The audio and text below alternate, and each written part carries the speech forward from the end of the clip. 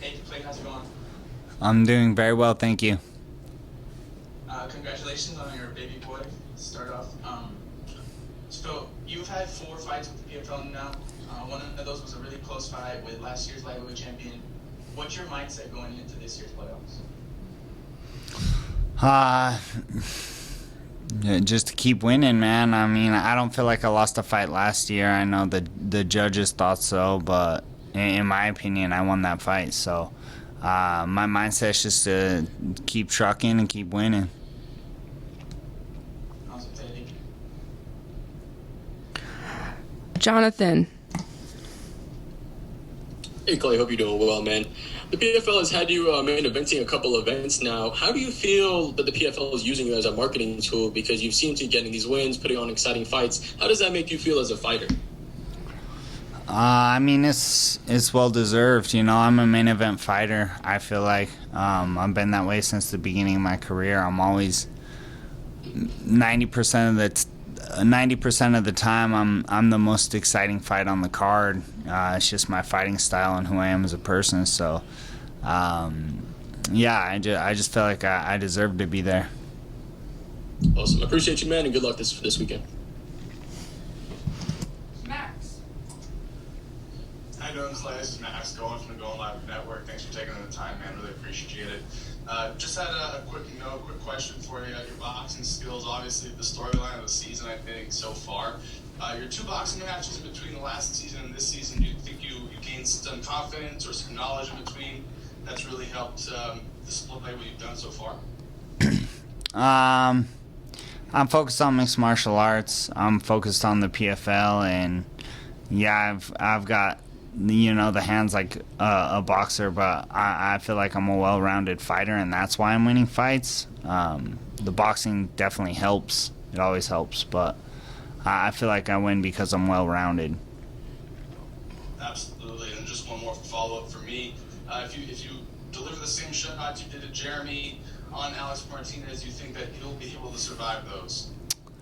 We're hoping to put him away, man. We need some points for the tournament and to solidify our spot in the playoffs. So I'm definitely gonna be putting some shots on him. You know, hopefully he doesn't stand up to him for sure.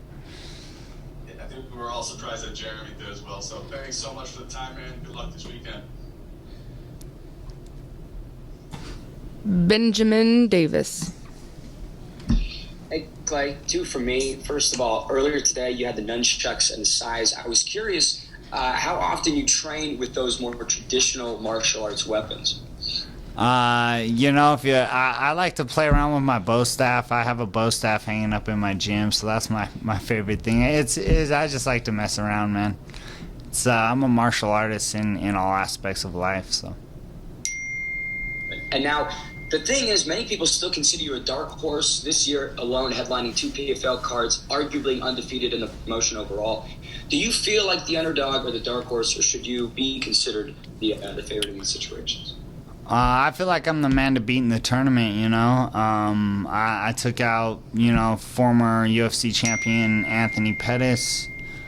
This year, they matched me up with one of the toughest guys, one of the top 10 guys in the UFC. So, I'm knocking out the top guys, and I'm beating the top guys, and so I feel like I'm the man to beat.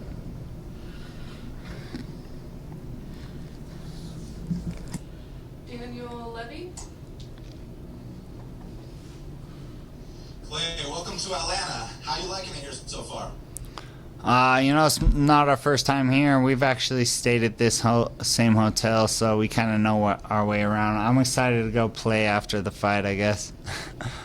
Atlanta has a long history with classic fights. I mean, we're talking Rashad Evans versus Chuck Liddell, Dustin Poirier versus Max Holloway, Israel versus Kelvin Gastelum. Is it exciting to fight in a place like this where people truly love and respect MMA?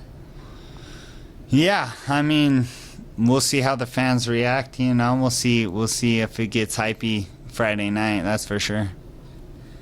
And lastly, you've been in there with the Anthony Pettis, the Jeremy Stevens, the Max Holloways. Alex Martinez doesn't quite have that name, but he's a young, hungry kid trying to make a name for himself. How does that change things for you? It doesn't change anything for me per se. You know, I'm just going in there to do my job, and my job's to beat people up. So I respect Alex. He's an awesome kid. He's tough. He's gritty. You know, he hangs in there, and I got a challenge on my hands for sure. Good luck this weekend, man. Thank you. Dave Van Auken. Hey Clay, this is Dave with Fight Bananas. I thought your last fight so far was probably fight of the year in the PFL, a war with Jeremy Stevens back and forth. How important is it to kind of get Alex out quick, or a little bit more of a domination to kind of heal your body to make sure you're 100% through the playoffs? You know, honestly, I didn't really take too many lumps or bruises in that Jeremy Stevens fight. You know, I got hit a couple times, but I wear them well. So, yeah, I'm just looking forward to the fight, and you know, getting this weight cut over with and going in there and doing what I love to do. So, Sounds good, man. Appreciate your time. Good luck. Jonathan. Hey, Clay. You're currently tied at third with 3 points in the standings. I'm just curious, is there any strategy as far as trying to get yourself a certain seed and get yourself a certain matchup, or are you just more confident in yourself that you're going to run over whoever's in front of you regardless? we're just trying to win fights, man. You know, I feel like they gave Anthony Pettis the easy man. You know, he got his quick six, so, you know, props to him for doing that. But it doesn't matter how the playoffs line up. Like, if I'm in there, I'm winning fights. So. Appreciate you.